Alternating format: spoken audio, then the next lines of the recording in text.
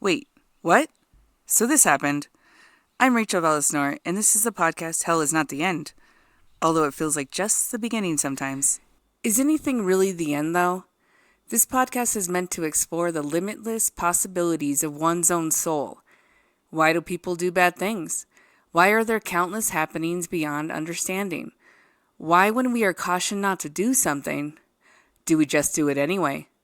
The definition of curiosity, a strong desire to know or learn something. There you have it. I will curiously explore why. Hell is not the end. Robert Blake, born Michael James Gubitosi, was born on September 18, 1933 in Nutley, New Jersey.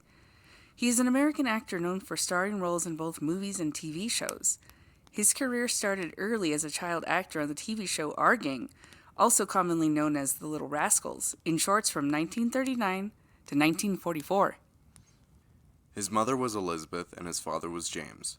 James was a die setter for a can manufacturer. Eventually, Elizabeth and James would begin a song and dance act.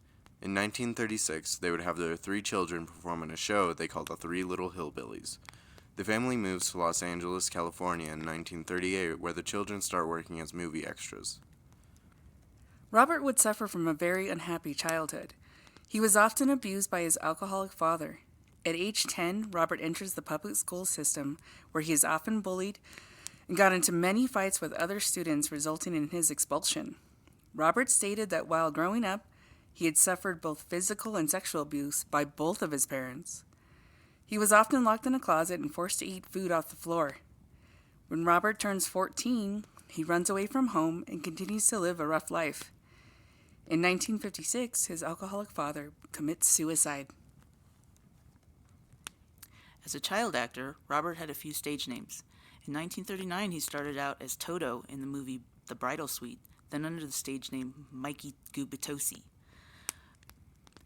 Soon after, Robert started to star in the Our Gang / Little Rascals MGM shorts under his real name, replacing Eugene Porky Lee. He appeared in 40 shorts from 1939 to 1944, eventually becoming the series' lead actor in the final shorts. Robert's parents were also often extras on these shorts. While in the series, Robert was criticized for not crying convincingly enough, as his character was often called upon to cry. He was also criticized for being obnoxious and whiny. In 1942, he changes his stage name to Bobby Blake, which in turn changes his character's name to Mikey Blake. In 1949, MGM stops the production of the series. In 1995, Robert was honored at the Young Artist Foundation. He received a Lifetime Achievement Award for his role in Our Gang / The Little Rascals. Robert continues to work after the ending of Our Gang / The Little Rascals in 1944, going on to other series and many movies. He works on a Western series and appears in 23 movies until 1947. In 1950, Robert is drafted to the United States Army upon leaving at the age of 21 and seemingly not having any job prospects. Robert falls into depression. This leads to the next 2 years of drug abuse and selling drugs. Robert then enrolls in an acting class and worked hard to improve his personal as well as his professional life. He eventually becomes a seasonal actor, having appeared in notable movies and TV roles. In 1956, he would appear as Robert Blake for the first time. In 1959, Robert unknowingly turns down the role of a lifetime, playing Little Joe Cartwright on the very popular Bonanza. Bonanza would end up running for 14 seasons, which included 431 episodes. Little Joe Cartwright would be played by Michael Landon. He would appear in many guest spots on many TV shows, many of them being Western series and many of the series being syndicated shows. Robert would also appear in many other movies as well. In 1967, a breakout role comes into play. Robert would play the role of a real-life murderer, Perry Smith, to which some say Robert had a striking resemblance to.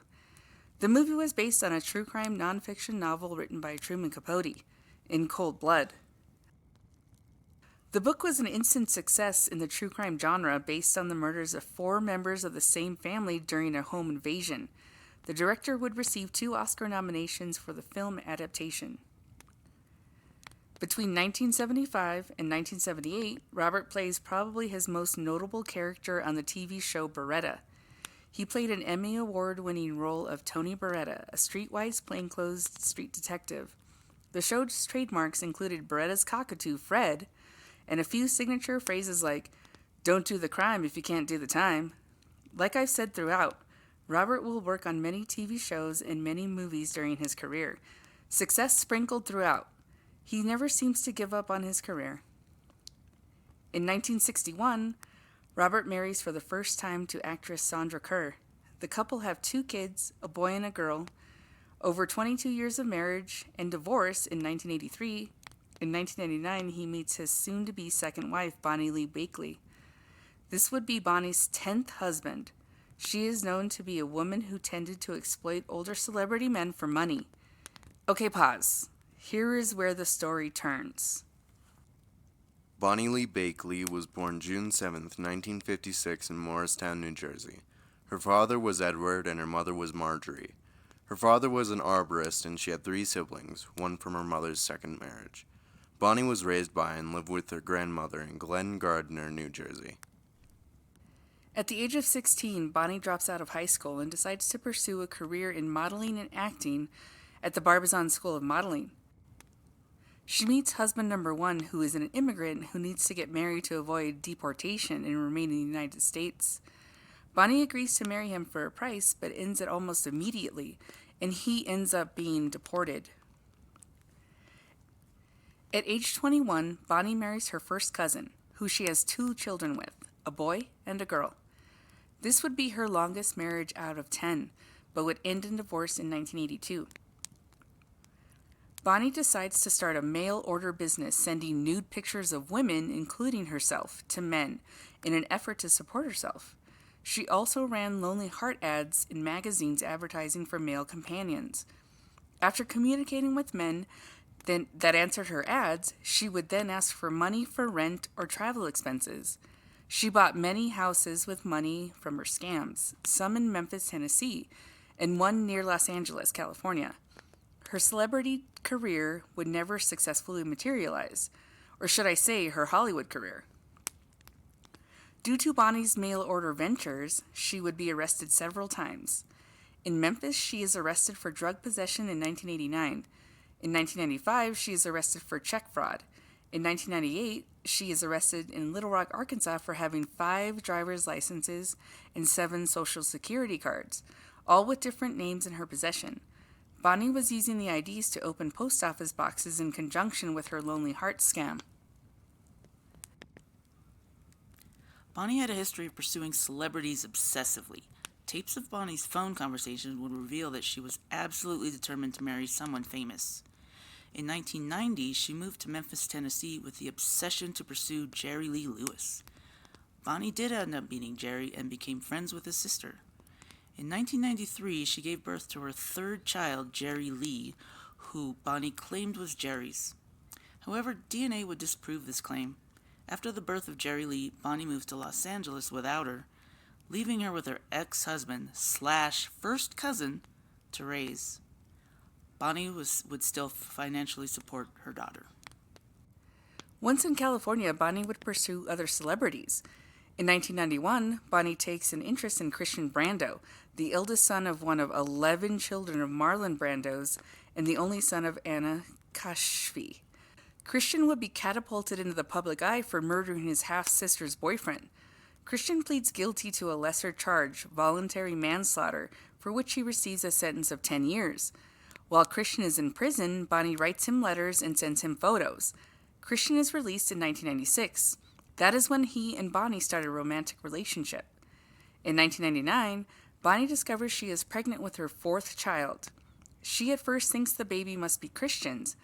In 2000, Bonnie's 4th child is a girl. While Bonnie is involved with Christian Brando, she was also involved with, wait for it, Robert Blake. After the birth of her daughter, she admitted to Robert that she was unsure of the paternity of her daughter, and that he himself could be very well the father. Robert insists that Bonnie get a paternity test. She does. Robert is the baby's father. Robert agrees to marry Bonnie, but only if she agrees to a temporary custody agreement. Under this agreement, Bonnie agrees to monitor visits with her daughter and obtain written permission for any friends or family members to visit Robert's property. Their agreement also stipulated that if either spouse tried to obtain a divorce, that the other spouse would get custody of their daughter. Bonnie's attorney advised her not to sign this agreement, advice she ignored since she wanted to marry a celebrity. Finally, strange note. Even though they got married in November of 2000, they never lived together.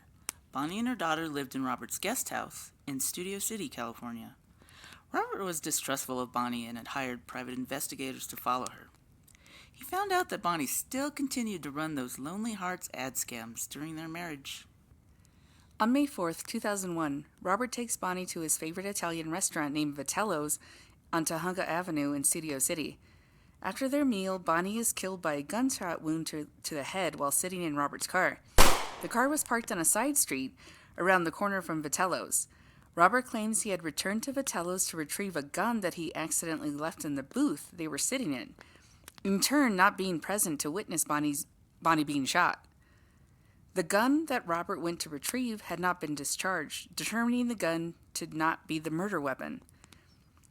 On March 16, 2005, Robert is found not guilty to the murder of Bonnie and not guilty of soliciting a former stuntman and friend to carry out the crime.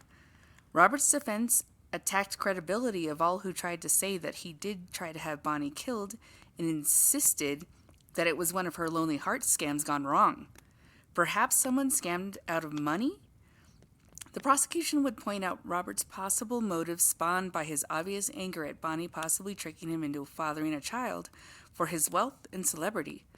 Even so, there is no proof brought by the prosecution that ties Robert to Bonnie's murder. Both sides were accused of ugly accusations.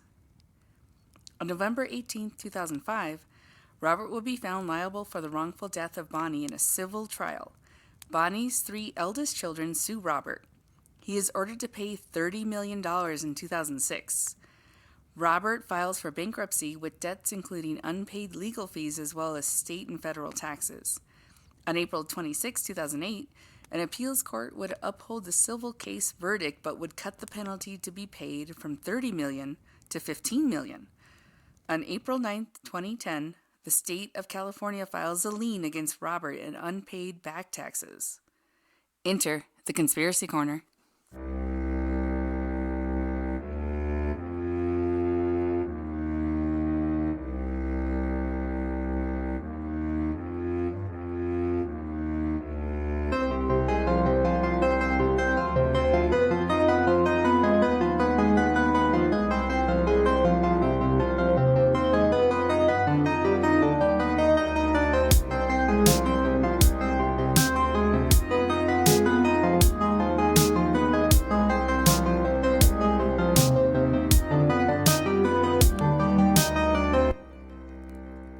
To this day, Bonnie's murder technically remains unsolved. During the civil trial, the girlfriend of Robert's former bodyguard is called to the stand. She is asked whether she believes Robert or her boyfriend may have been involved in Bonnie's murder, apparently a question no one had ever bothered to ask the girlfriend of his longtime bodyguard before. She said that she did believe they were involved. Not that this by any means is proof, but creates doubt and innocence.